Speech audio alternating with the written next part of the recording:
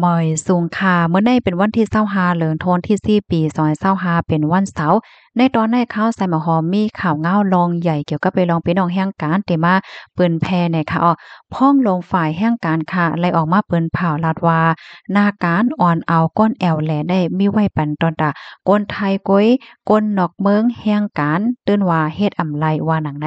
เมื่อวันที่23เดือนธันวาคมที่4ปี2025ในมีข่าวเงาออกมาว่าพ้องลงฝ่ายแห่งการลงปอนจังเมืองไทยไล่ออกมาเปิ้นเผาลาดว่าเมื่อเหลียวที่ในเมืองไทยในยางจู้ข้าวอันเปิ้นแอวเปิ้นแหล่อันห้องว่าไฮซีซั่นอันว่านั่นเย้าก็ได้มีก้นต่างวันต่างเมืองมาแอวมาแหล่ตั้งนำตั้งหลายเหมือนจังหนังพี่น้องก้นเมืองแขเนี่ยก็มาแอวตั้งนำพี่น้องก้นเมืองแขในซ้ำในเปิ้นเตมาจ้อมกันหลายก็เตมาเป็นหมู่เป็นจุ้มมาเป็นกรุ๊ปให้เนี่ยเนาะปยก็เตมีป้าก้นแอวแหล่ก้นอ่อนน้ำแอวแหล่ก้นคับเคิงจัดการปันว่าสังว่าจังไหนอิงเนอตึกตั้งอันในเหี่ยวก็มันก็ซ้ำจางมีอันเป็นก้นดอกเมืองเขามารับหน้าที่ปนพรในตอนไหนเหมือนจังหนังว่ามาจัดการวางแผนอ่อนเอาก้นแอวก้นแหล่ว่าสังว่าเจอไหนเฮ็ดไหนค่ะหน้าการอ่อนเอาก้นแหล่ก้นแอวได้เป็นหน้าการอันมีไว้ปันตอนตาก้นไทยก้อยก้นนอกเมือง5แห่งการ5อ่ำมีสุนไหลเฮ็ดสังว่าเฮ็ดเพราะว่าไหนจึงได้สอนว่าเฮ็ดอ่ำแม่นจ้อมหนังหมายมีเหย้าไหนค่ะก้นนอกเมืองก็แลสังแห่งการยานเมืองก็แลสังว่าอ่ำมีไว้ขว้างเหตุการณ์เสเหตุการณ์อ่ำนั้นก็เหตุการณ์อันเจ้าเก่าอ่ำมีสุนและเฮ็ดนั่นเพราะว่านี่จึงเตจ้างย่าไหมเงิน5เฮงต่อถึง50,000 บาทแลย่าส่งปอขึ้นเมืองปยก็เฮหามอ่ำปันย้อนไว้ขว้างเหตุการณ์ตาข้าวตั้ง2 ปีบ่เร่งนายจางสังว่าจางก้นอ่ำมีไว้อ่ำนั้นก็ปันแห้งการให้การอันอ่ำมีส่วนนั้นเพราะว่าในจึงเตจางย่าเอาตั้งพิษไหมเงิน10,000ต่อถึง100,000 บาทต่อแห่งการหนึ่งก็สังว่าเฮ็ดพิษเดียวเฮ็ดพิษแทงเพราะว่าในจึงเตจางย่าว่าเตจางย่าตามคอกถึง1 ปีไหมเงิน50,000ต่อถึง200,000 บาทต่อแห่งการหนึ่งก็แลให้หามอ่ำปันจางแห่งการยานเมืองตะเข้าตั้ง3 ปีว่าหนังไหนค่ะข้อมูลในคาเลปีมาดีห้องการฝ่ายจัดหาการงานลงปอจังเมืองไทยต่างไว้ว่าหนังไหนเนี่ยค่ะในกอหนังหือปีน้องๆฮอกคาเตไลฮับฮู้กันเตจังไลฟังกันนั่นก็สืบเปิ้นแพร่แชร์กว่าเสกับในค่ะเนาะเมื่อเหลียวในแต่ก็เตเลยว่าเปิ้นเข่งแข็งแต่ยาวปยก็เปิ้นปักตาไปต้วยหรือสิภูมิพลพรเขาก้วยหมก้าค่ะเนาะเปิ้นย้อนตั้งโฮมือถึงปาก้นหวานก้นเมืองในปื้นตีสังโหบทบหันลองเฮ็ดตั้งสร้างที่มันแปลกเปิงหาสังหาในก็เปิ้นเตตึงลาดภูมิพลพรเขาเฮ็ดไหนค่ะนะกำในค่ะเฮาเนี่ยก็ได้ขย้อนอ่อนพี่น้องค่ะมาถ่อมด้วยแทงกำค่ะนาการอันแห่หามพี่น้องแห่งการตื้นว่าอำปันเฮ็ดล้าเนี่ยค่ะเนาะเดมีอยู่27มิลเนี่ยค่ะค่ะหน้าการ27มิลในเป็นการอีสังหลายๆเนี่ยค่ะเนาะหนึ่งก็เป็นการแคกไม้มันจังหนังว่าเอาไม้แล้วก็มาแคกเป็นหังหมอก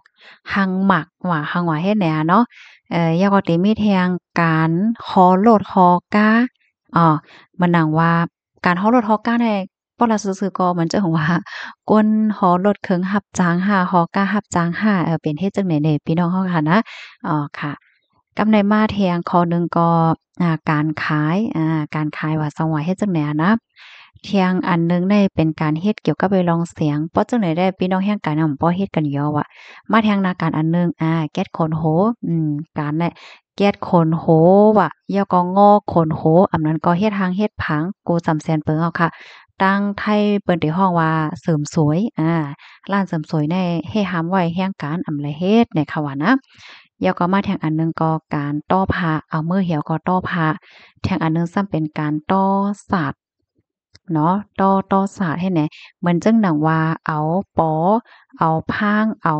ไม้สร้างเอาหางเฮ็ดจังไหนเนี่ยพะย่อก็เอาเยอะยาให้ไหนก็มีขนาดตีเปิ้นเอามาต่อเป็นศาสตร์นั่นน่ะกูก็อันในแห่งการเฮ็ดหลายว่ะแทงอันหนึงซ้ำเป็นการเฮ็ดเจสาแทงอันหนึงซ้ำเป็นการเฮ็ดเคิง เปิ้นฮ้องว่าเคิงๆอันเป็นเปิ้นใจตื้อมันสิเป็นมอเงินมอค้ำหังให้นั่นค่ะเนี่ยพี่น้องค่ะอันนี้ก็ย้อนน้อมอีกหนึ่งค่ะเนาะชื่อมันไหนมันก็ได้เหมือนให้นะค่ะแล้วก็ทางอันหนึ่งก็เป็นเคิงโดนตรีเคิงไหตึงไทยเนาะ แล้วก็แทงอันหนึ่งก็จะเป็นการเกี่ยวกับไปลองการเฮ็ดเงินเฮ็ดคำเฮ็ดเนี่ยเหมือนจึงหยังว่าเอาเงินเอาคำเนี่ยมาเฮ็ดเป็นมงคอยสายคอว่าหังว่าเฮ็ดเนี่ยนั่นน่ะเนาะแล้วก็มาแทงอันหนึ่งก็การตุ๊กตาไทยเฮ็ดเนี่ยแทงอันหนึ่งหั้นเป็นการเฮ็ดสปีดเฮ็ดสปีดการเฮ็ดผ้าไหมว่าการเฮ็ดโหนหางพระเป็นเจ้าการเอาเจเหี่ยวก็มาเฮ็ดเป็นจองเนาะแล้วก็ทางอันหนึ่งก็เป็นการไนนาโต้แต้นเฮ็ดเนี่ยเนาะการไนนาป้อยจ้าอะไรจั่งใดอ้อแทงอันหนึ่งซ้ำเป็นหมอโน้ตนี่เนี่ยนะแทงอันหนึ่งซ้ำการม่วนเล่นยาเนาะแทงอันหนึ่งซ้ำเป็นการอ่อนเอาก้นแอวแหล่เนาะแล้วก็การอันหนึ่งก็ขายตั้งกินตั้งย่ำโคของหรือจั่งใดค่ะแทงอันหนึ่งก็เป็นการเฮ็ดโตเล็กไทยเนาะ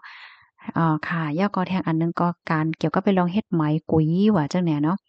การแทงอันหนึ่งซ้ำเฮ็ดการในรูมเนาะอยู่ในร่มเฮ็ดเต็มๆไหมไม้หรือจั่งเนี่ย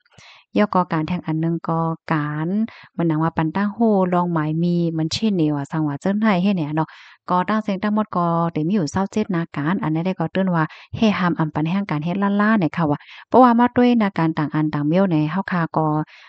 อำบ่ใกล้ยามยินจือค่ะเนาะบางก็ยังเต็มเฮ็ดยามเฮ็ดลูกกวานคะโยในนาการอันที่พี่น้องแห่งการเฮ็ดแม่นย่านนำแต่ก็มันได้เป็นเหมือนจังหนังฮอโลทอกาห้า